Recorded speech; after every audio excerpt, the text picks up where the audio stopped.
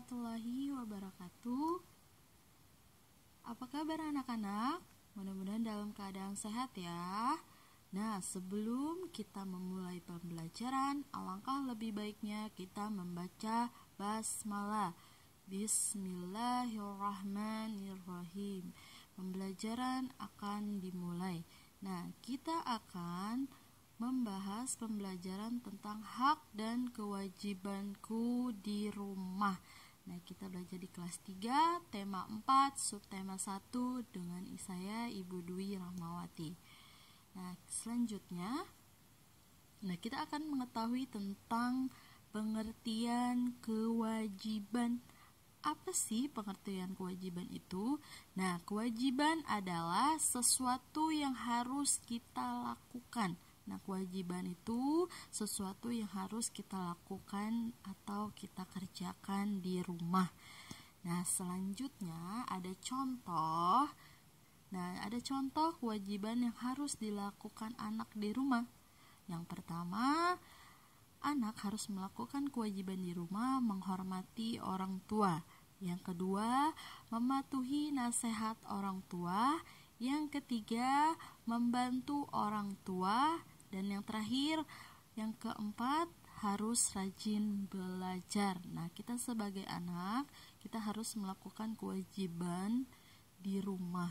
Nah, itu adalah 4 contoh yang harus dilakukan kewajiban ya di rumah ya, yang harus dilakukan di rumah. Selanjutnya, kita mengetahui di sini ada pengertian hak. Nah, apa sih hak itu? Hak adalah sesuatu yang diterima setelah kita melaksanakan kewajiban. Nah, itu salah pengetikannya, harusnya kewajiban ya. Nah, hak adalah sesuatu yang harus diterima setelah kita melaksanakan kewajiban.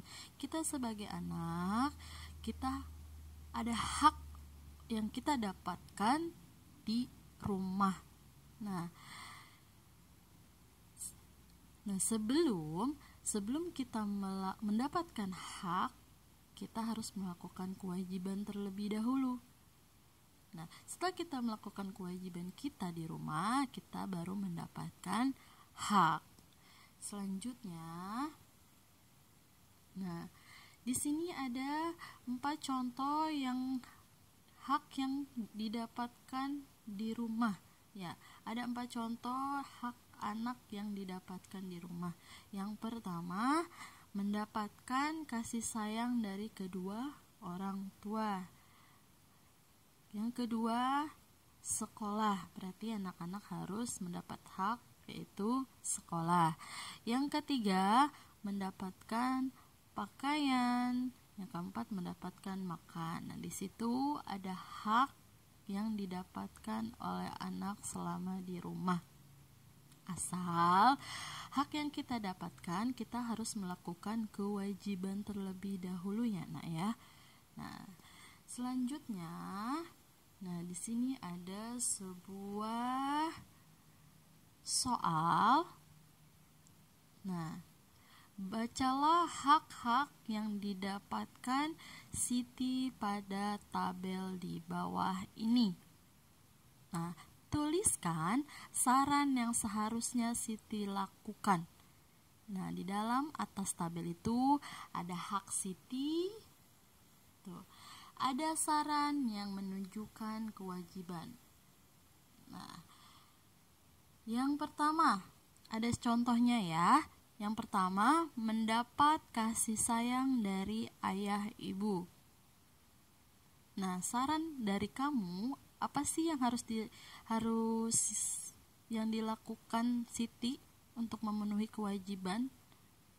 Nah, hak Siti kan mendapat kasih sayang dari ayah dan ibu.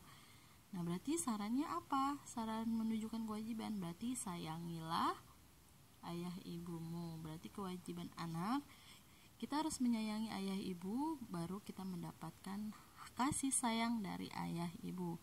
Nah, silakan diisi dari yang kedua sampai ke 5. Silakan diisi saran yang menunjukkan kewajiban sesuai dengan hak-hak yang sudah ditulis oleh Siti di situ ya, Nak ya. Nah, selamat mengerjakan.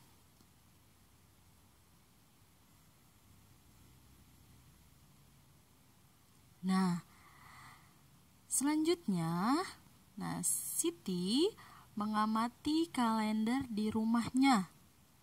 Siti menghitung dalam 1 tahun ada 365 hari.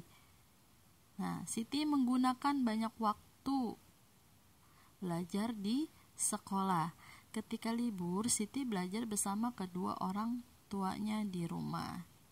Coba perhatikan yang di sini. Amati contoh kemungkinan berikut ini. Tuliskan 5 kemungkinan lain di bawah contoh. Di sini ada jumlah hari belajar anak itu 365.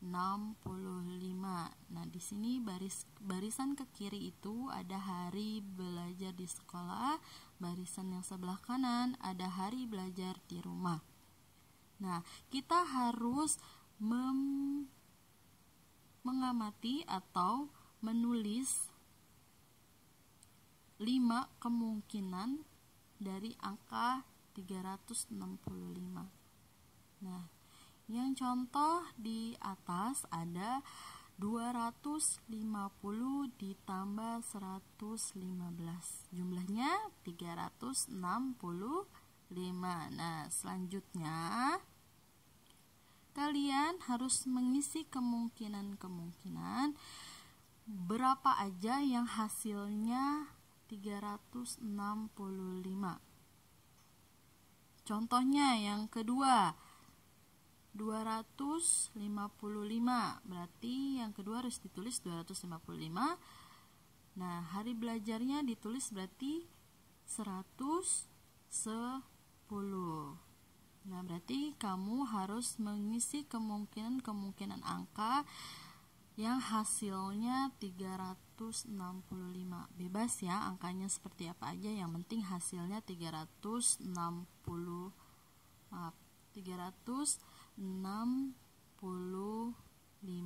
Berarti silakan dijawab dari hasil belajar di rumah dan hasil belajar di sekolah. Yang penting angkanya 365 penjumlahannya.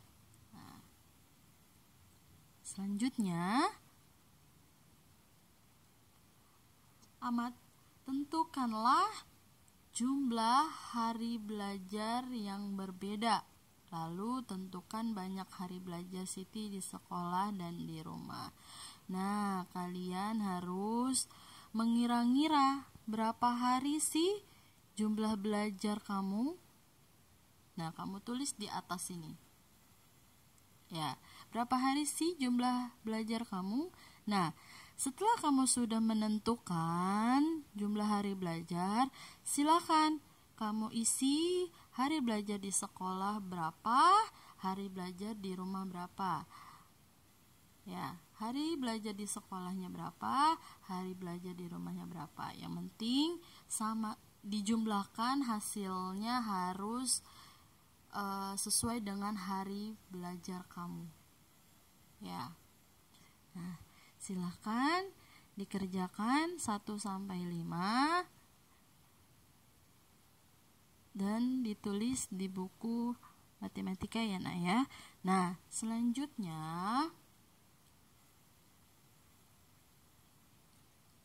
cukup selesai. Semoga bermanfaat.